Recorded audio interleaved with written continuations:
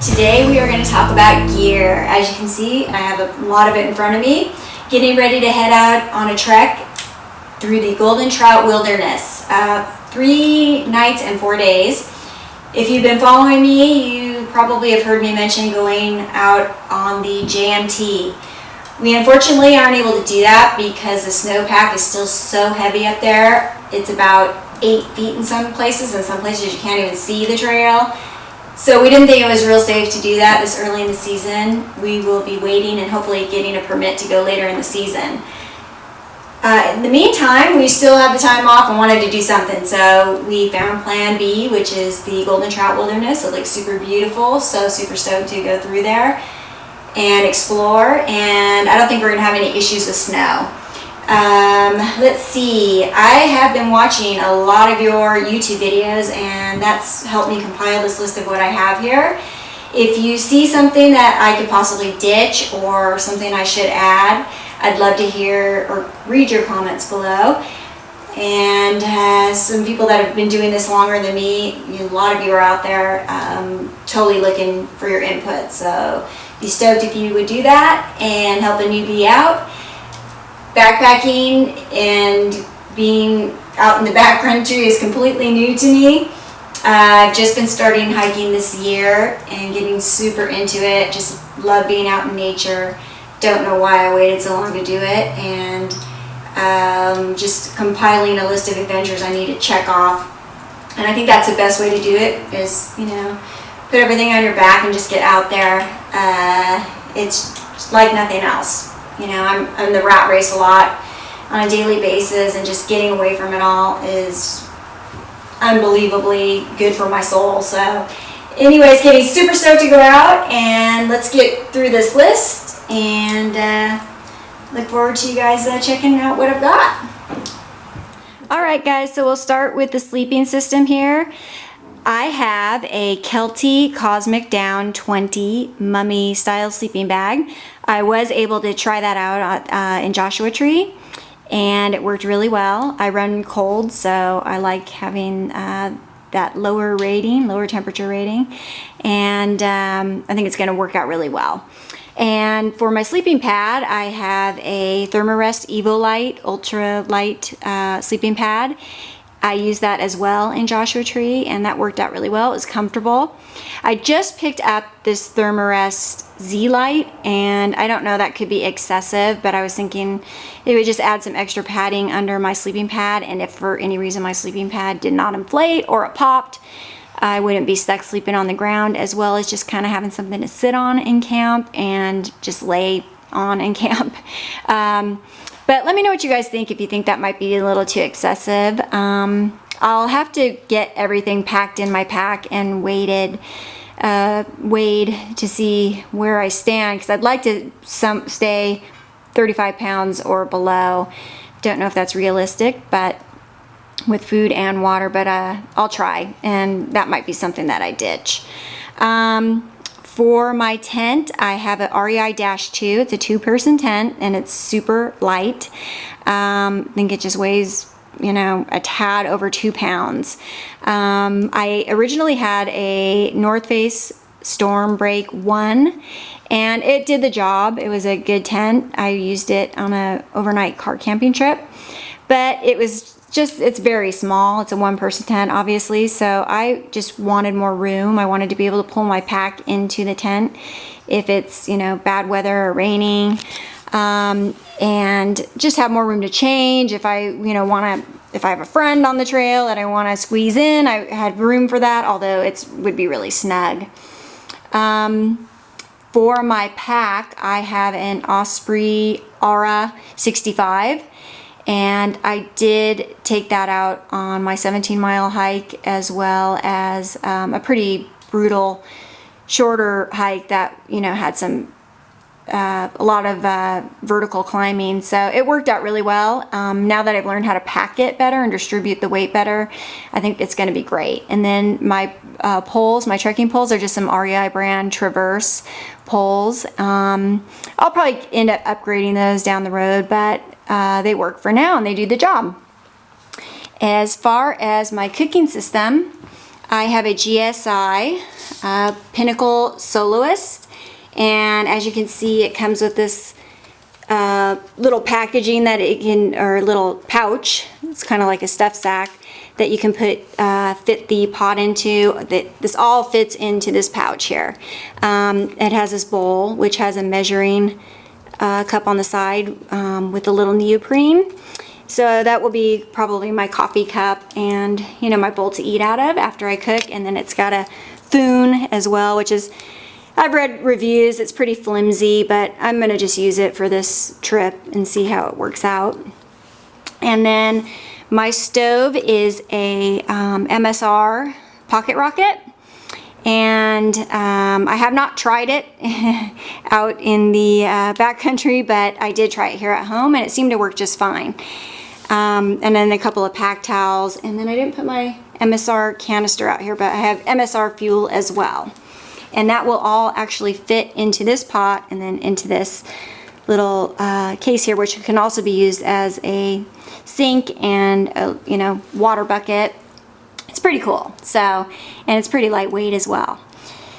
For my water filtering system, I have this Sawyer Mini, and you know, I'm not sure if I'm going to bring this or not. I'm going to bring some smart bottles, probably 2 smart bottles, which will be 2 liters. There should be plenty of water up there with all the snow that's melting, and I know there's just lots of water sources around there, so not really sure if I'll bring that or not, but it can also be used as a bladder with my pack, so I might do it.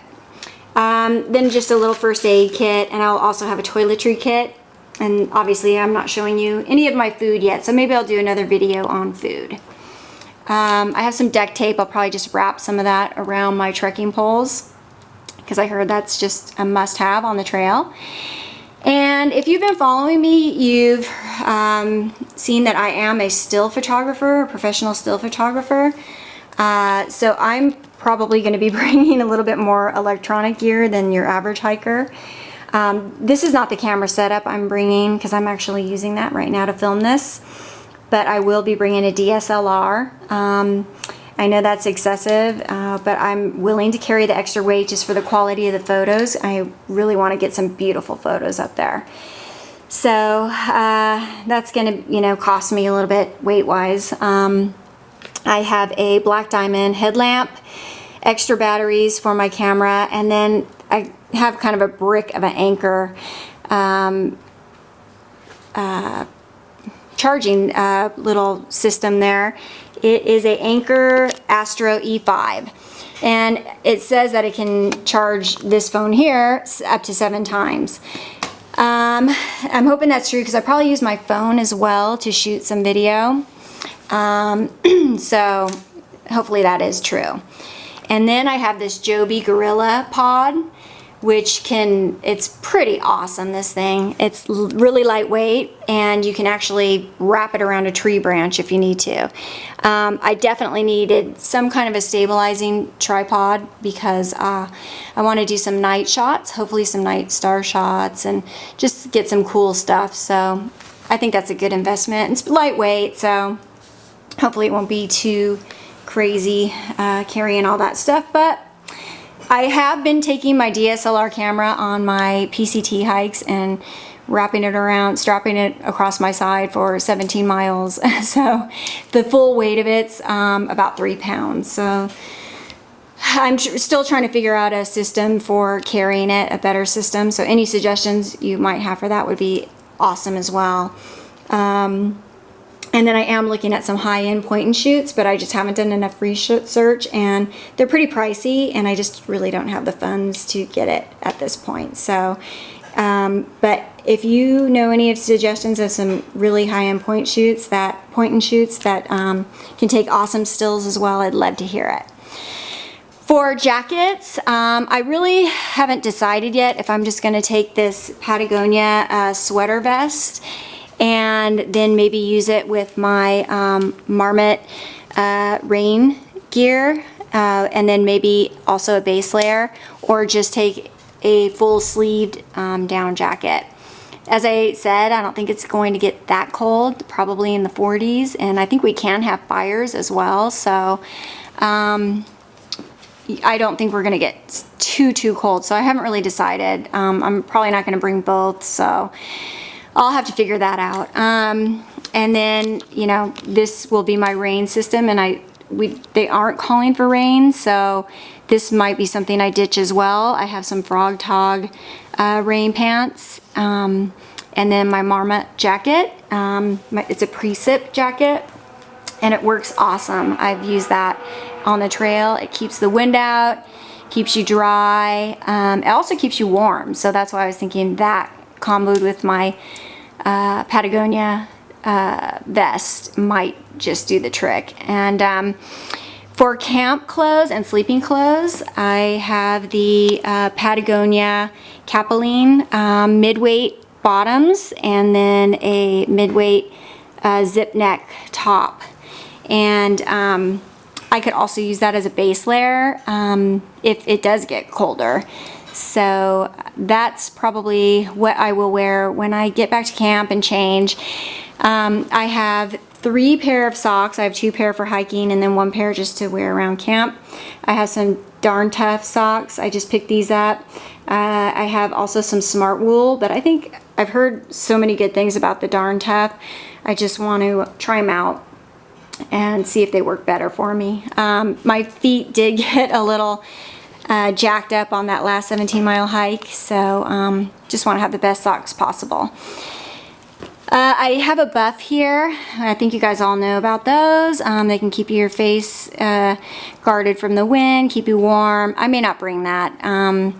Not sure yet. That could be an item to ditch. And I never thought you'd ever catch me alive in Crocs, but I see that a lot of you guys bring those for camp shoes, and they're super lightweight, and it's so funny because since I've gotten them, I've been wearing them around the house, and they're really comfortable, and I think they're going to be awesome little camp shoes.